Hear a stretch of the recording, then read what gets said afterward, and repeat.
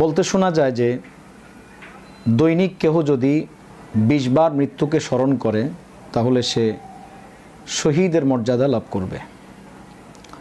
বর্ণনাটি মূলত ভিত্তিহীন, এর কোনো গ্রহণযোগ্য কোনো ভিত্তি নেই।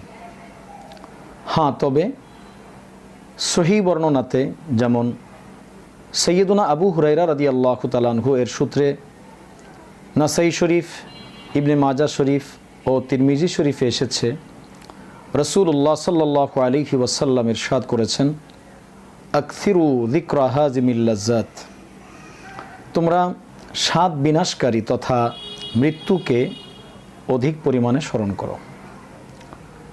এছাড়াও সৈয়দুনা আবদুল্লাহ ইবনে ওমর রাদিয়াল্লাহু তাআলা আনহু থেকে মুজামে তাবারানীতে একটি বর্ণনা এসেছে যেখানে রাসূলুল্লাহ সাল্লাল্লাহু আলাইহি ওয়াসাল্লামকে